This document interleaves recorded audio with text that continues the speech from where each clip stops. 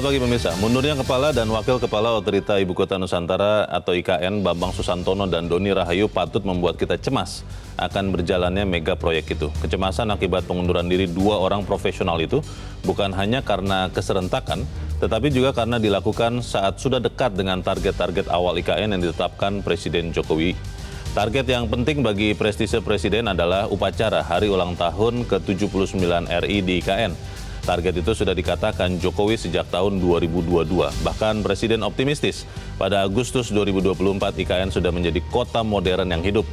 Kemudian target yang juga tidak kalah ambisius adalah rampungnya Istana Presiden berikut 4 kantor Menteri Koordinator pada Oktober 2024. Pemirsa, inilah editorial Media Indonesia di seri ini Selasa 4 Juni 2024 dengan tema Bayang Masalah di Mega Proyek IKN. Bersama saya Leonard Hamosir dan Anda semua, para pemirsa bisa juga ikut menyatakan pendapat Anda nanti dengan menelepon nomor telepon 0215839900. Dan pemirsa, pagi ini telah hadir bersama saya Ketua Dewan Redaksi Media Group, Elman Saragih. Bang Elman, selamat pagi.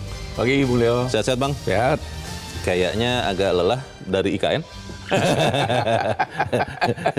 Kita bicara soal IKN ini mulai ada bayang-bayang, Bang, tapi sebelum kita bahas itu pemirsa dan Bang Elman, kita akan lihat dulu beberapa berita yang diperhatikan Media Indonesia untuk pagi ini. Yang pertama, ini adalah headline Media Indonesia, Anda bisa lihat di harian Anda, senapas dengan editorial. Investor diprediksi wait and see.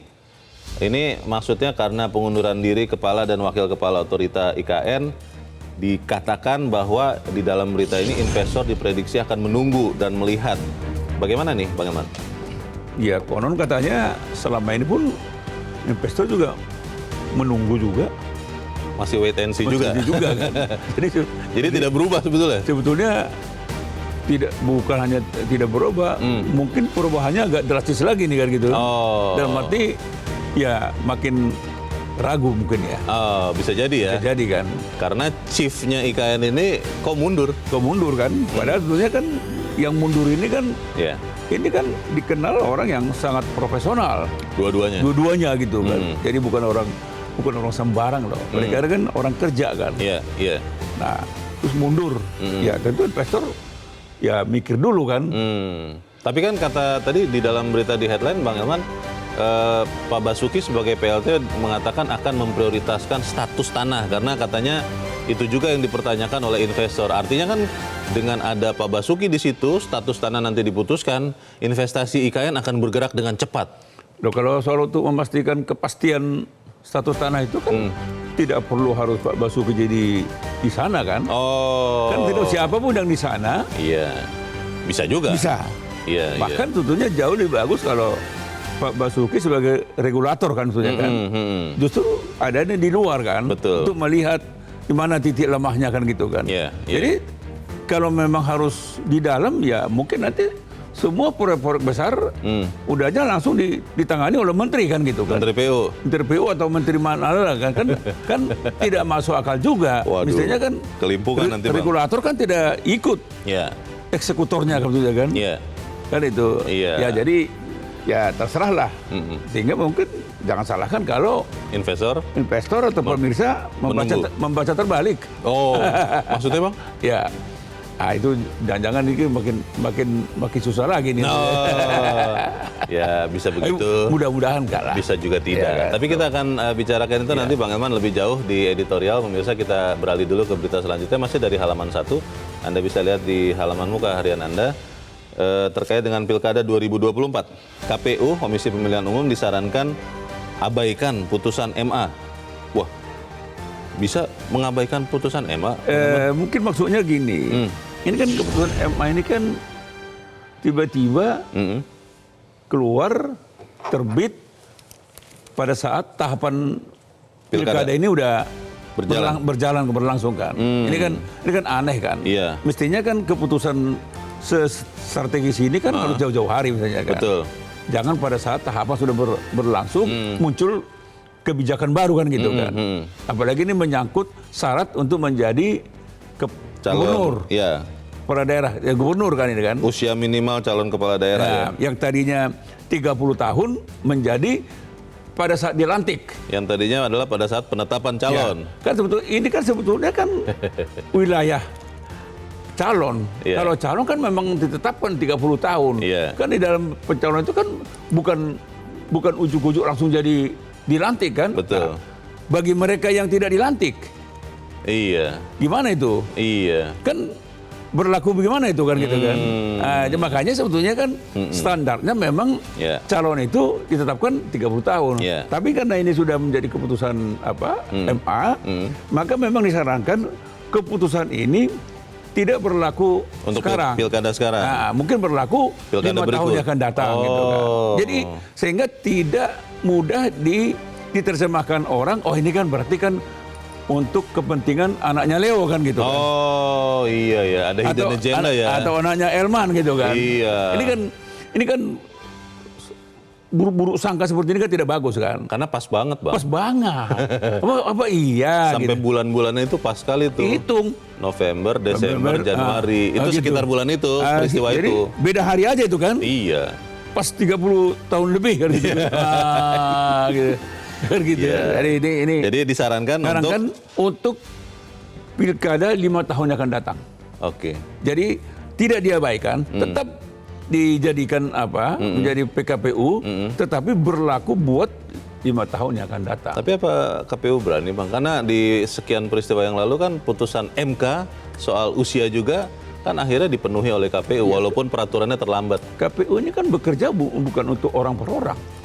KPU ini kan bekerja bukan untuk penguasa, tapi bekerja untuk kepentingan bangsa dan negara kan. Oke.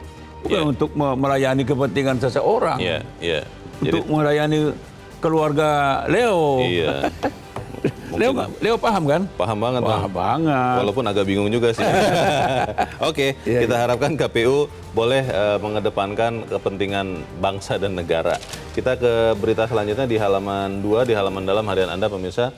Ini terkait dengan sebentar lagi tahun ajaran baru. Celah lancung di petugas PPDB. PPDB adalah penerimaan peserta didik baru. Maksudnya celah yang mana nih Bang Elman? Iya, biasanya kan penerimaan murid baru ini kan banyak celah kan. Oke. Ya, tidak memenuhi syarat lah ini. Ketika tidak memenuhi syarat itu, lalu masuklah sogok menyogok kan gitu kan. Pat gulipat. Pat gulipat gitu kan. Kong kalingkong. Kong kali kong. Oh. Ini sebetulnya kan inilah pentingnya penegak hukum harus sejak awal ikut gitu. Iya, iya. Ikut apakah KPK, apakah kejaksaan, apakah kepolisian. Iya. Jadi jauh-jauh hari diantisipasi gitu. Oh. Supaya tidak jadi korban juga ini para Iya. penyelenggara pendidikan ini Iya. kan. Ada teman saya yang mengaku bang bahwa ketika dia mau memasukkan anaknya sekolah di sekolah yang zonanya di luar rumahnya, dia menitipkan anaknya kepada kartu keluarga orang yang dia kenal. Dan itu ya legal ilegal jatuhnya karena kartu keluarganya ada bang dan anaknya akhirnya bisa masuk ke sekolah itu. Ya karena dan itu sah kan? Itu sah. Kan masuk dalam kartu keluarga Kartu kan? keluarganya ada. Tapi kan dia nempel aja kan? Betul. Nah ini yang harus diantisipasi gitu kan. Jadi memang ini soal mental sih. Iya. Ya memang sebetulnya kan mestinya kan para penyelenggara pendidikan disinilah dia mulai menanamkan pentingnya etika, moral, kejujuran gitu betul. kan. Tangan mereka yang menyuburkan praktek-praktek patgulipatkan gitu kan. Bagaimana seorang calon murid mau dididik untuk punya moral yang baik kalau dia tahu persis cara dia masuk ke sekolah dengan cara tidak bermoral. Dan dia tahu itu kan? Iyalah, pasti Dia tahu tahu. karena dia pindah kakak. Iya. Kan dia bingung. Bingung. Orang tua saya beda. Orang tua saya ganti sementara kan begitu Bang logikanya. Oke, kita harapkan celah-celah itu bisa ditutup supaya kemudian pendidikan bisa berjalan dengan baik. Kita ke editorial pemirsa dan Bang Elman di pagi ini diberi judul Bayang Masalah di Mega Proyek IKN. Memang di kalangan wartawan Bang Elman kemarin, terutama wartawan ekonomi bisnis ya, kita juga saling bertanya, ada apa nih? Kenapa kemudian kepala otorita dan wakil IKN mundur? Lalu itu juga sesuatu yang mendadak juga Bang, kami tidak pernah dengar desas-desus sebelumnya. Nah apakah itu kemudian serta-merta artinya akan bisa menjadi masalah di IKN? Maksudnya itu atau bagaimana Bang? Ya, ini kan sebetulnya kan berita pengunduran diri kepala dan wakil otorita IKN ini kan betul-betul mengejutkan dan mendadak kan, seperti petir di siang bolong ini kan. Iya. Nggak ada isu, Tidak ada desas-desus sebelumnya, nggak kedengeran ya. Mundur kan itu kan. Orang kaget kan. Kenapa kaget? Karena yang mundur ini adalah orang profesional, memang ahli. Iya, iya. Dan sejak awal ketika mereka menduduki posisi itu, orang percaya betul ini. Ini orang profesional. Dia tidak akan mau menerima pekerjaan kalau dia merasa tidak sanggup kan itu kan. Iya. Nah, dan biasanya kan orang profesional itu kan menghitung dari angka ke angka. Betul. Ketika dia diberikan target, maka untuk mencapai target ini diperlukan sarana ini. Dia kan nggak bisa seperti kalau yang lain kan, yang penting dapat berkuasa, apapun oke siap.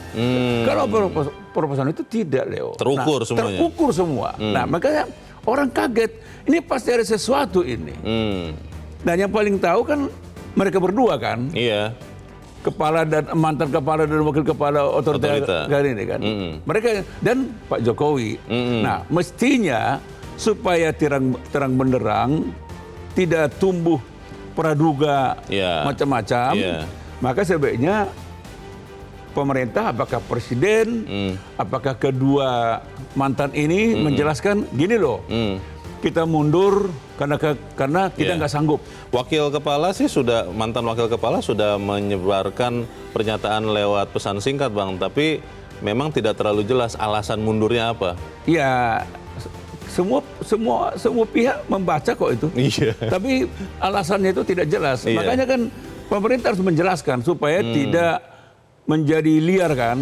Dan orang kan sekarang menduga-duga, jangan-jangan kedua orang ini memang tidak sanggup untuk mengerjakan target yang tidak masuk akal gitu kan. Kedua orang ini memang tidak mampu mengerjakan yang anggarannya juga tidak jelas. Dan macam-macam kan. Bisa jadi. Jangan-jangan kedua orang ini juga memang didera dengan kepentingan macam-macam. Ada titip ini kan kita ini kan pertanyaan yang bermacam ragam. Betul. Yang mestinya ini harus dijelaskan oleh presiden atau kedua orang ini. Gitu. Supaya tidak menjadi bayang-bayang masalah, supaya IKN ini bisa tetap berjalan, begitu kan, Bang? Iya, jadi karena gini doh, masyarakat tidak masuk akal buat mereka ketika orang proporsional seperti Bambang Susanto ini sama Pak Doni ini tiba-tiba mundur gitu loh. Nggak masuk akal karena mereka ini tidak punya interest apa-apa. Oke. Gitu. Tapi pertanyaan besar berikutnya juga adalah apakah dengan mundurnya dua orang itu akan benar-benar mempengaruhi kelangsungan IKN. Kita akan bahas itu, Bang Elman, dan pemirsa, inilah editorial Media Indonesia untuk hari ini, Selasa 4 Juni 2024, bayang masalah di mega proyek IKN.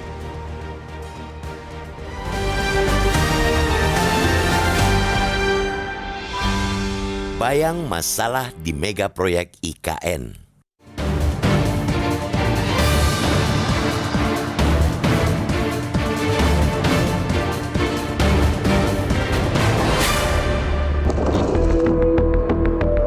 Mundurnya Kepala dan Wakil Kepala Otorita Ibu Kota Nusantara atau OIKN Bambang Susantono dan Doni Rahayu patut membuat kita cemas akan berjalannya mega proyek tersebut. Kecemasan akibat pengunduran diri dua orang profesional itu bukan hanya karena keserentakan, melainkan juga karena dilakukan saat sudah dekat dengan target-target awal IKN yang ditetapkan Presiden Joko Widodo. Target yang penting bagi prestise Presiden ialah upacara hari ulang tahun atau HUT ke-79 Republik Indonesia di IKN. Target itu sudah dikatakan Joko Widodo sejak 2022. Bahkan Presiden optimistis pada Agustus 2024 IKN sudah menjadi kota modern yang hidup. Kemudian target yang juga tak kalah ambisius ialah rampungnya Istana Presiden berikut 4 kantor Menteri Koordinator pada Oktober 2024. Mensesnek Pratikno boleh saja menyebut rencana pengunduran diri dua pemimpin OIKN itu sudah lama, namun berbagai situasi yang menyusul menunjukkan ada latar belakang masalah krusial. Publik juga bertanya-tanya, apa iya mundurnya dua orang profesional sekaligus sekadar hal biasa? Kemarin setelah Mensesnek mengumumkan pengunduran diri Bambang dan Doni secara terpisah, penjabat Gubernur DKI Jakarta Heru Budi Hartono mengungkapkan upacara kemerdekaan HUT ke-79 Republik Indonesia kini memiliki dua opsi, yakni di IKN dan di Jakarta. Munculnya opsi kedua adalah pertanda jika optimisme Presiden tidak lagi sebesar sebelumnya. Adanya masalah krusial juga terbaca dari pernyataan Menteri Pekerjaan Umum dan Perumahan Rakyat Basuki Hadi Mulyono yang ditugasi Joko Widodo sebagai pelaksana tugas Kepala OIKN. Basuki mengungkapkan fokus tugasnya ialah segera memutus status tanah di IKN. Penetapan status tanah sebagai sewa, jual, atau kerjasama pemerintah dengan badan usaha atau KPBU diharapkan akan membuat para investor tidak ragu berinvestasi. Apakah itu bukan berarti hingga hari ini masuknya investasi ke IKN masih menjadi misteri? Keraguan investor sebenarnya tidak dapat dimungkiri dari realisasi investasi yang relatif rendah. Meski betul OIKN telah mendapatkan 330 Letter of Intention atau LOI yang terdiri dari sekitar 55% investor domestik dan sisanya dari Singapura, Jepang, Tiongkok, dan Malaysia, nilai nyata investasi dari 2023 sampai Januari 2024 baru 47,5 triliun rupiah. Itu jelas jauh dari target 100 triliun rupiah investasi yang ditetapkan pemerintah pada akhir 2024. Maka pertanyaan besarnya ialah, apa yang membuat 330 LOI itu kebanyakan mandek pada intention alias sekadar minat? Padahal investasi nyata dari investor merupakan hal pokok jika ingin IKN benar-benar terwujud. Bahkan tanpa investasi swasta, proyek IKN bisa menjadi petaka bagi APBN. Saat ini, porsi APBN untuk pembangunan IKN tahap 1 dan 2 sudah terpakai sekitar 80% atau 72,1 triliun rupiah. Dengan gelontoran APBN itu pun, IKN masih jauh dari sebutan kota modern yang hidup. Jika kembali mengacu pada fokus tugas Basuki soal status tanah, yakni sewa, jual, atau KPBU, maka kita harus waspada. Sesuai dengan Undang-Undang Nomor 21/2023 tentang perubahan atas Undang-Undang 3/2022 tentang Ibu Kota Negara atau IKN, status kepemilikan lahan bagi investor sesungguhnya hanya sewa karena HGB yang mereka kantongi tetap dengan jangka waktu meskipun dapat mencapai 160 tahun. HGB itu pun berada di atas hak pengelolaan lahan yang dimiliki OIKN. Begitu pula ketika OIKN menerbitkan hak atas tanah atau HAT, keberadaannya tetap di atas HPL OIKN. Dengan begitu, tidak ada status tanah yang benar-benar dijual kepada investor. Maka fokus kerja yang diemban Basuki sekarang ini semestinya menjadi perhatian seluruh masyarakat, terlebih DPR. Parlemen sebagai pihak yang menyetujui Undang-Undang 21/2023 harus memanggil PLT Kepala OIKN untuk meminta kejelasan kelangsungan mega proyek itu berikut langkah-langkah terkait status tanah itu. Kita tidak boleh naif dan harus mewaspadai segala hal krusial terkait IKN. Terlebih, penyediaan 36.000 hektar lahan bagi IKN pun hasil dari pelepasan kawasan hutan oleh KLHK. Artinya, negara ini bukan hanya sudah mengorbankan anggaran besar, melainkan juga keanekaragaman hayati yang dampaknya jelas akan sangat panjang. Kita tidak boleh membiarkan seluruh pengorbanan itu menjadi proyek Roro Jonggrang alias proyek Simsalabim langsung jadi. Dengan berbagai sinyal mengkhawatirkan yang terjadi di IKN saat ini, maka kita harus memusatkan perhatian untuk menuntut audit menyeluruh. Ya, infrastrukturnya, sistemnya, juga manajemen keuangannya. Itu agar semua tidak berhenti di banyak tanya tanpa ada jawabannya.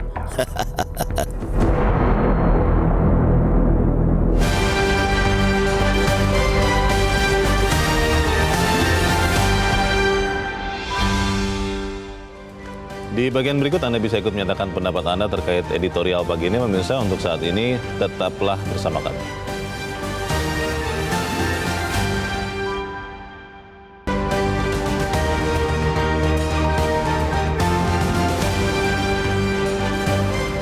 Terima kasih pemirsa, Anda masih bersama kami di Editorial Media Indonesia. Bang Elman, pertanyaan soal pemimpin dan yang dibawanya, itu kan sering menjadi pertanyaan. Apakah memang proyek IKN ini sangat bergantung kepada kepala dan wakil kepala?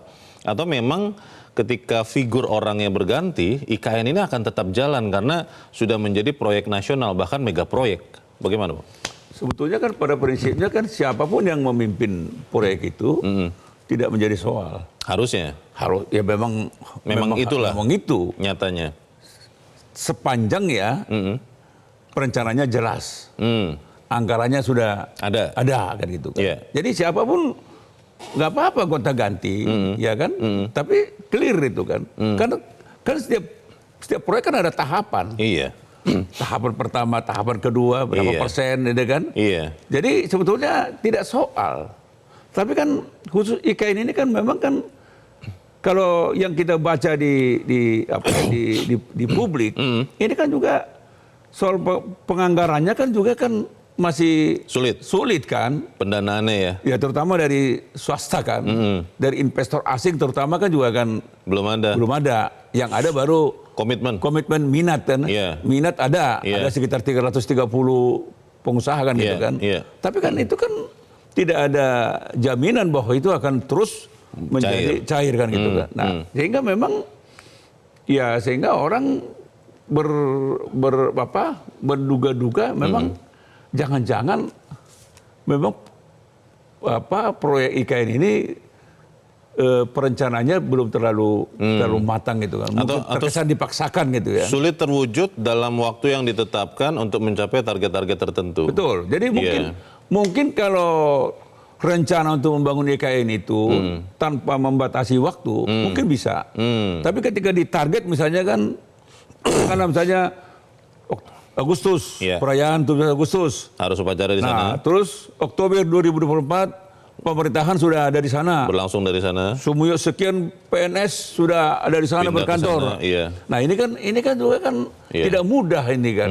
Jadi ini jadi soal sebetulnya. Makanya memang sehingga ketika kedua orang ini Mas Bambang sama Mas Doni ini dulu didapuk menjadi kepala dan wakil kepala. Otorita itu orang percaya ini bagus ini karena figur mereka ya, background mereka, pengalaman mereka. Ini top ini sehingga memang ketika mereka mundur orang kaget kan gitu kan, tanda tanya juga, kecewa juga, masa orang seperti ini mundur. Nah, sehingga orang menduga-duga kan ada apa ini. Nah ini yang harus dikelirkan. Baik, kita akan mendengarkan juga pertanyaan mungkin Bang atau pernyataan dari pemirsa Metro TV. Kita saat ini sudah terhubung dengan pemirsa Metro TV di Bojonegoro, Jawa Timur. Ada Pak Soekarno. Pak Soekarno, selamat pagi. Pagi. Selamat pagi Pak Soekarno di Bojonegoro ya Pak. Selamat pagi ya. Bagaimana Pak pendapat Anda Pak? Ini ada kepala dan wakil kepala otorita IKN mundur, tapi memang kemudian digantikan pelaksana tugasnya oleh Menteri PU malah Pak, yang harusnya sih lebih bisa punya kemampuan. Bagaimana menurut Anda Pak? Itu yang jadi masalah adalah di Indonesia ini kita coba menarik yang tersirat dibalik yang tersurat kan. Yang tersurat adalah mundur ya, majuran pemunduran. Tapi yang tersirat ada apa ini? Ya kan? Sudah mulai keluar. Kok ini mundur gitu? Apakah ini tidak dimundurkan? Apakah ini dimundurkan? Karena banyak masalah itu IKN itu. Masalah investor, masalah keuangan, masalah perencanaan. Apa udah benar perencanaannya? Ya kan? Itu nggak bisa sekejap itu harus banyak pengkajian itu, harus banyak pengkajian, nggak bisa semata-mata aja, itu harus banyak pengkajian itu.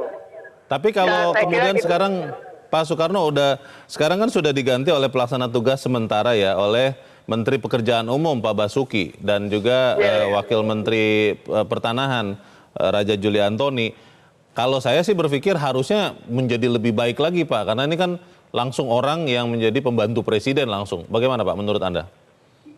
Masalahnya bukan penggantinya, penggantinya mau sapi kayak mau jangan, koboi manusia juga. Ini masalahnya apa yang tersirat dari hal ini loh. Apa yang penyebabnya ini- maksud Bapak?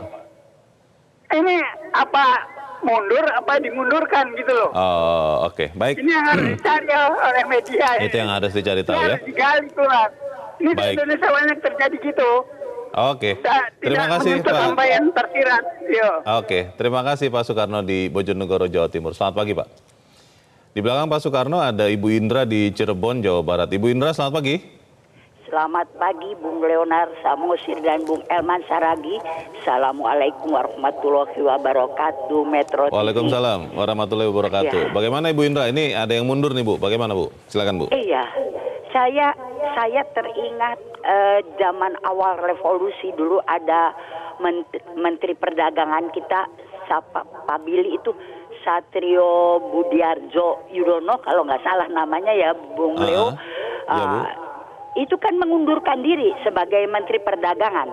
Padahal beliau orang yang dikatakan dalam tanda kutip bersih dan negarawan. Karena kaget. Waktu itu kaget pergi ke luar negeri kok biaya untuk menteri yang pergi ke luar negeri aja sampai bikin wah begitu. Oh. Jadi beliau lebih baik mengundurkan diri. Nah, ini warnanya sama dalam kasus yang berbeda. Ibu Pak menduga Bambang, ya?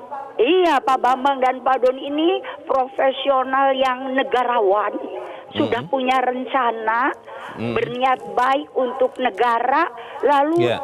tiba-tiba dihadapkan pada keadaan yang demikian. Saya dengar untuk mengangkut Yeah. sebuah pohon yang akan ditanam di IKN aja itu butuh ratusan juta, Bung Leo. Itu kan biaya yang Oke. yang secara Jadi, mereka iya.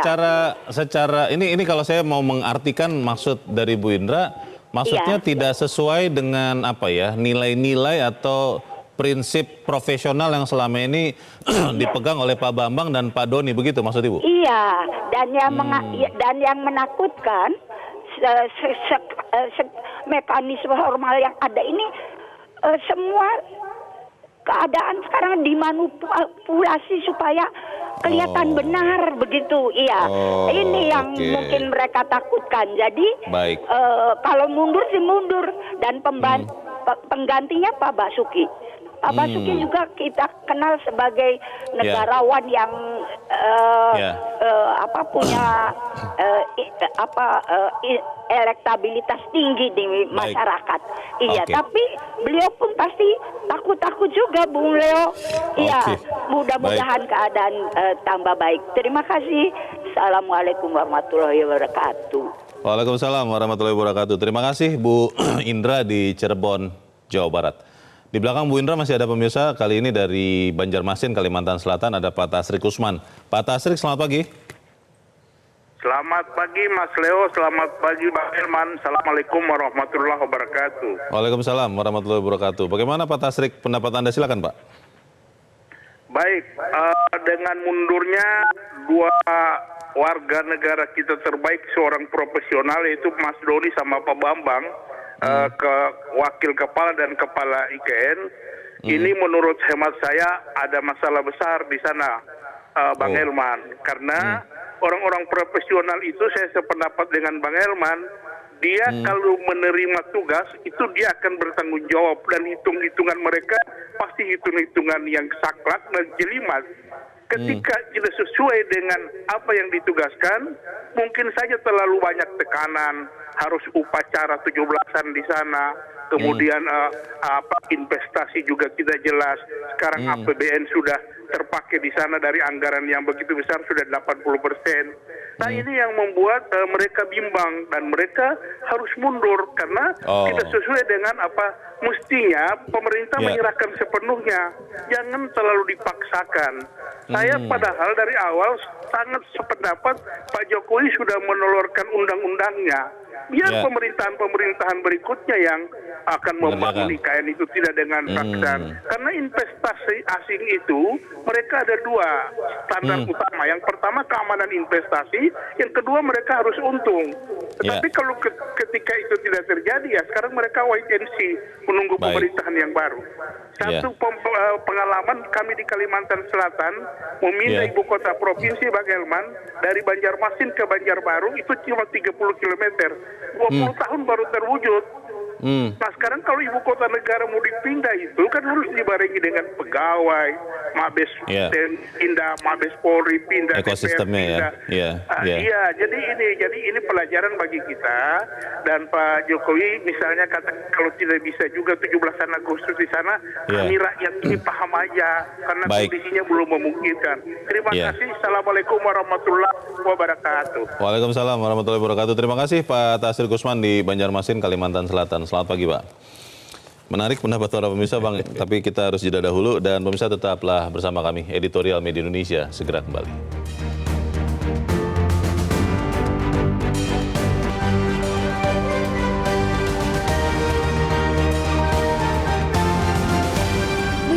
Indonesia mengajak Anda untuk mengakses fitur premium e-paper. Dengan sajian konten berbasis intelektual dan meneguhkan kebangsaan, Media Indonesia tampil dengan lebih dinamis melalui e-paper Media Indonesia yang dapat Anda akses kapan saja, di mana saja. Caranya mudah, download aplikasi Media Indonesia di Android atau ketik link epaper.mediaindonesia.com atau bisa scan QR code pada layar kaca Anda. Klik tab e-paper di bagian samping layar tablet Anda. Daftarkan data diri, serta pilih paket berlangganan e-paper Media Indonesia sesuai dengan kebutuhan Anda. Nikmati juga bonus spesial tambahan 4 halaman rubrik fokus setiap hari. Semua bisa Anda dapatkan hanya di e-paper Media Indonesia. Untuk informasi lebih lanjut, hubungi customer service di nomor 0811 1201 2018 atau kunjungi media sosial @mediaindonesia. Media Indonesia, referensi bangsa. Terima kasih karena Anda masih bersama kami di Editorial Media Indonesia, dan sebelum kita bahas pendapat dari para pemirsa, Bang, kita juga akan kembali bertanya. Saat ini kita sudah tersambung lewat saluran telepon dengan anggota Komisi 2 DPR RI, Mardani Alisera. Mas Mardani, selamat pagi. Mas Mardani?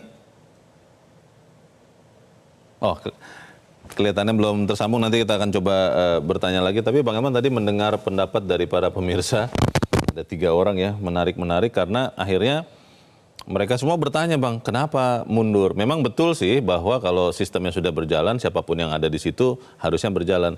Tapi 2 orang ini kan 2 orang yang profesional ada di situ. Bagaimana, Bang?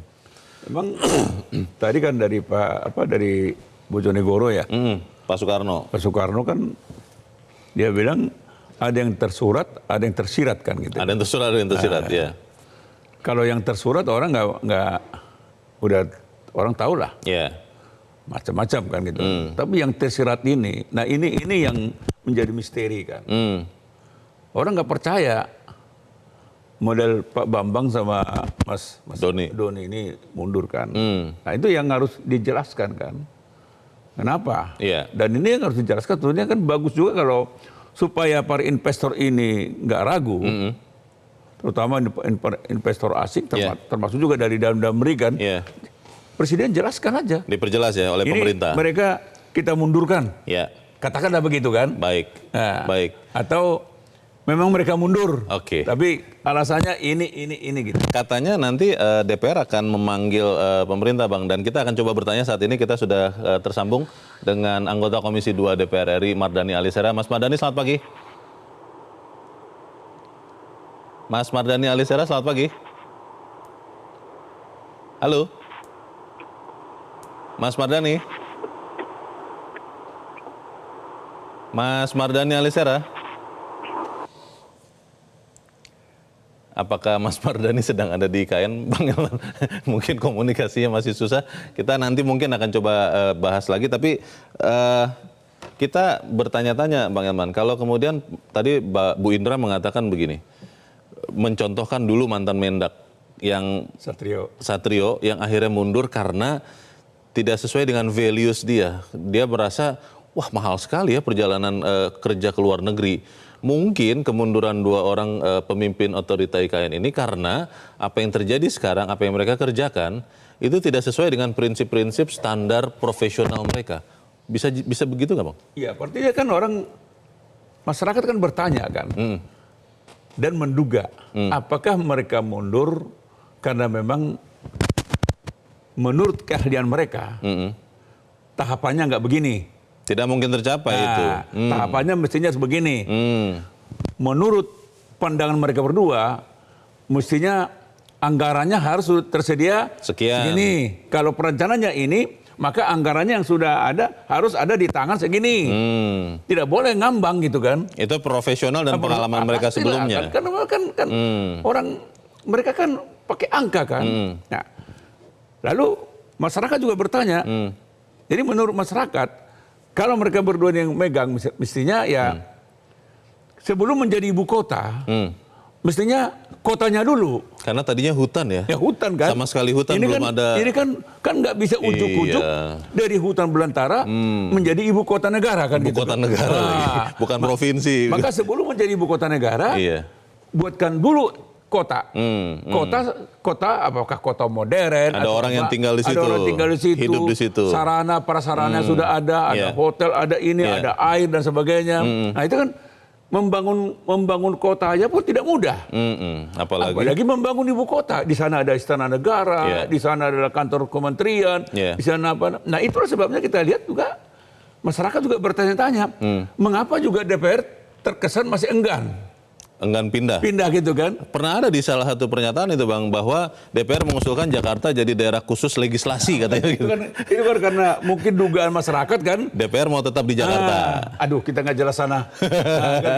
Ini yang memang harus diapa gitu. Kita coba kembali bertanya Bang Elman, kita sudah tersambung dengan anggota Komisi 2 DPR Mardhani Alisera. Mas Mardhani selamat pagi. Mas Mardhani selamat pagi.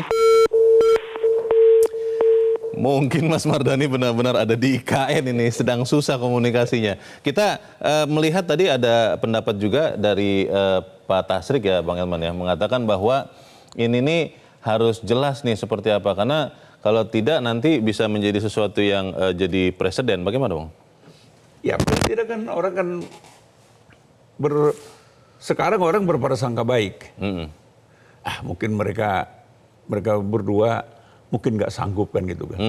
Itu kan prasangka baik kan. Iya. Ya kalau nggak sanggup memang ya mundur. Tapi kan di sisi lain ada juga masyarakat beranggapan orang ini nggak mungkin nggak sanggup. Nggak mungkin, memang track recordnya Pak Bambang ini orang yang mumpuni kan. Dia sempat di vice presidennya Pembangunan Asia. Sebelumnya lama di Bappenas, di sekian kementerian lembaga Bang. Dan tamatan Berkeley lagi kan. Betul, pendidikannya juga luar biasa. Mas Doni juga di Sinarmas, lama sekali. Orang profesional gitu. Betul. Kita mau bertanya-tanya lagi, tapi kita harus jeda dahulu. Bang Elman dan pemirsa tetap bersama kami, Editorial Media Indonesia segera kembali.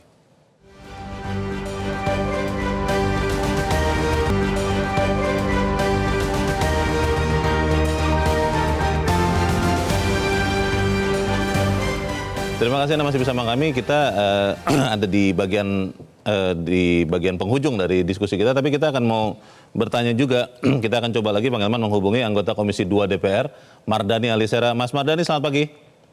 Pagi, sehat semua. Bukan lagi di IKN kan ya Mas ya, tadi berkali-kali saya coba kontak putus melulu. Mas Mardhani, kita mendengar kabar katanya Anda akan meminta keterangan, memanggil pemerintah untuk menjelaskan terkait dengan mundurnya 2 pemimpin otorita IKN. Itu akan dilakukan kapan dan tujuannya apa? Apa memang hanya mengetahui persis alasannya atau ada tujuan lain, Mas Mardhani? Yang pertama tentu kita terkejut dengan mundurnya Mas Bambang dan Mas Doni. Iya. Kami berhubungan cukup baik, mereka profesional, dan kalau terakhir sih komunikasi ada 13.000 pekerja di sana dan bekerja 3 shift sehari. 8 jam, jadi memang 24 jam tuh. Luar biasa, dan mereka saya datang ke mesnya mereka rapi sekali gitu loh. Jadi dengan prestasi seperti itu agak mengejutkan mundur. Nah, saya coba kontak tapi belum berjawab. Tetapi waktu kita ngobrol memang ada semacam begini, ada blueprint yang mereka buat dan mereka betul-betul menjaga agar IKN ini sangat ekologis minded gitu. Oke. Makanya mereka pengen, satu problem kita kan mereka tidak punya sumber daya air ya di sana gitu kan. Makanya air juga harus disuplai dari bendungan yang 30 kiloan gitu loh. Sekaki Nah, itu mereka membuat desain sponsiki di mana air yang hujan itu bisa dikelola biar air tanah itu muncul danau-danau di antara mereka. Oke. Tapi memang konturnya itu bukan kontur yang rata. Jadi dalam beberapa desain itu, contohnya mestinya jalannya melingkar. Nah, dalam beberapa aksi teman-teman PUPR yang dapat infonya semuanya lurus-lurus aja karena ketika melingkar potnya bertambah.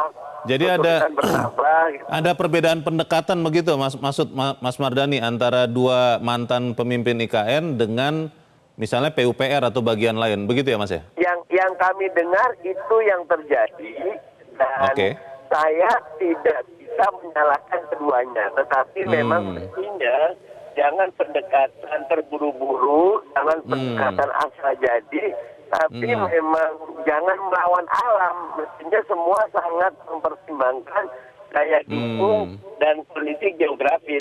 Bahasanya jangan lawan alam kalau kita harus bersahabat dan ngikutin kehendak alam begitu. Baik. Jadi nanti kalau sudah bertemu dengan pemerintah, apa yang mau disampaikan DPR, Mas Mardhani?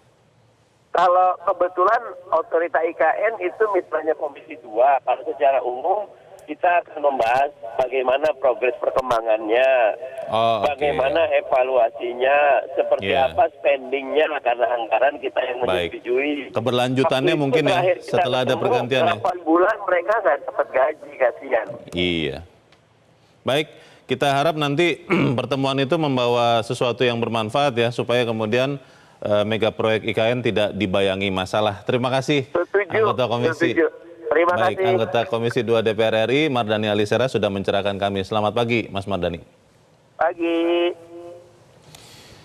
Akan dipanggil tuh Bang Elman dan kemungkinan akan ada jawaban. Pertanyaannya adalah tadi kalau menurut Mas Mardhani dari pembicaraan ada perbedaan pendekatan. Kalau mantan pimpinan otorita ingin tetap melestarikan alam, ekologi minded katanya. Sementara mungkin yang di PUPR kalau menurut Mas Mardhani ya karena ada target waktu ya tidak perlu begitu banget. Bagaimana Bang? Ya itulah kan beda kaum profesional dengan para ya di luar itu ya.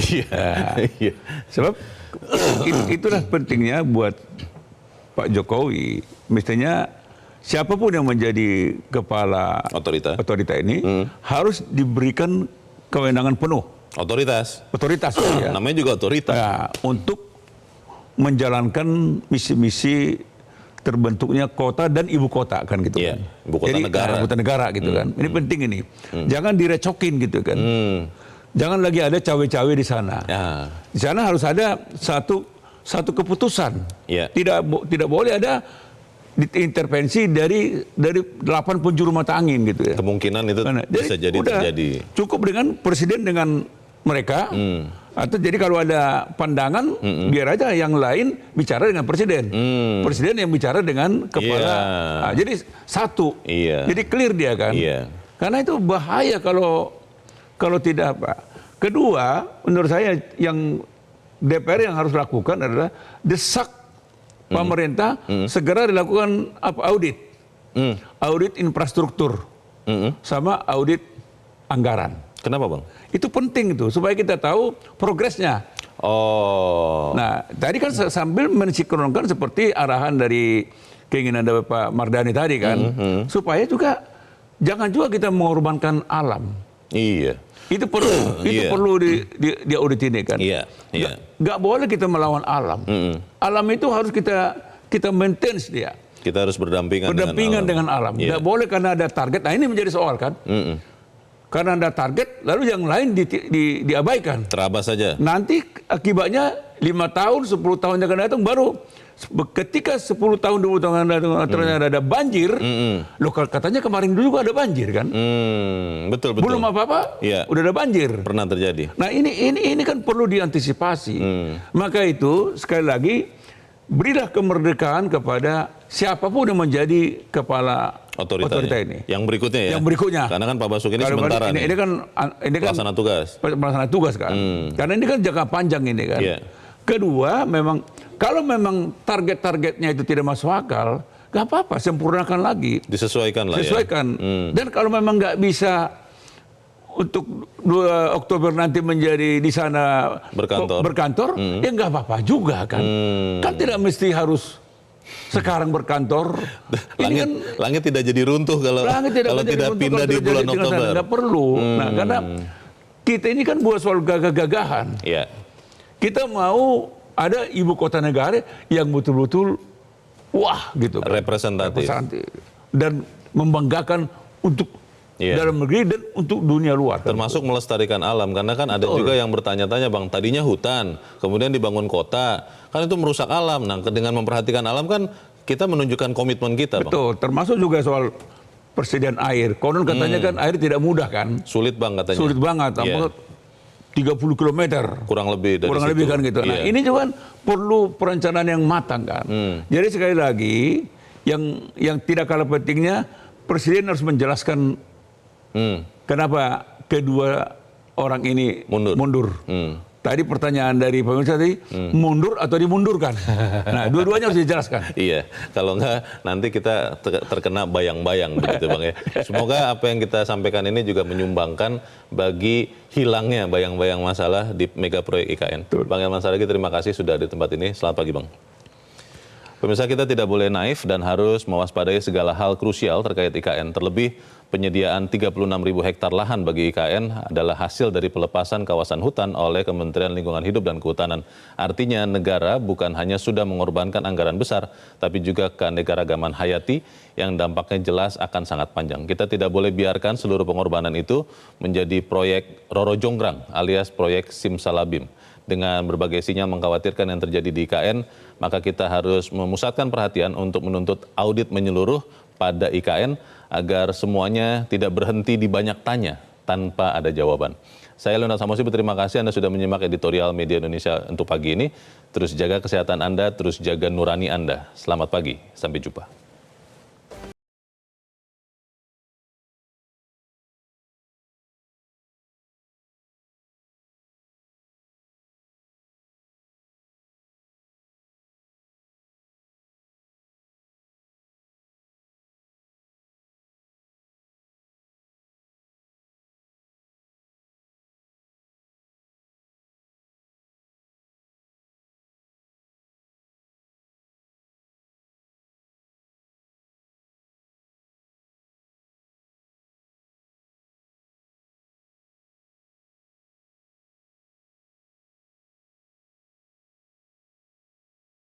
Jelajahi cara baru mendapatkan informasi. Download Metro TV Extend sekarang.